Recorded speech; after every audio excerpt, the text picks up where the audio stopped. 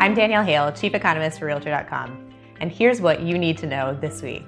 The jobs report shows that the unemployment rate declined again in November, and more jobs are added in transportation and warehousing, professional and business services, and the healthcare industries. Progress is good, but again, the pace slowed, raising concerns, particularly as we still have roughly 10 million fewer jobs now than in February. And COVID case levels are high and climbing. Fed Chair Powell and Treasury Secretary Mnuchin both testified before Congress this week, urging for additional stimulus to support vulnerable households and businesses until the economy is more fully healed. Turning to real estate, recent data show a still hot housing market. Thanks in part to another new low in mortgage rates, buyer demand is high, and November data show home price growth of more than 12%.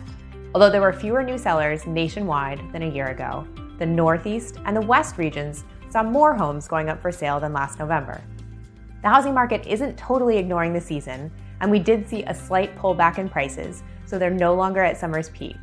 But the slowdown is much smaller than we typically see this time of year. What does this mean for what's ahead? We released our 2021 housing market forecast and economic outlook this week, and we expect the housing market to continue to have momentum in 2021. While we may see some down months, for the year as a whole, we expect home sales to rise 7% and home prices to rise another 5.7% from this year's highs. While we expect mortgage rates to remain low early in the year, by the end of the year, we see rates approaching 3.4%. That means, even though prices are expected to rise more slowly next year, buyers will see a bigger impact on monthly mortgage payments because they won't have falling mortgage rates to offset home price increases.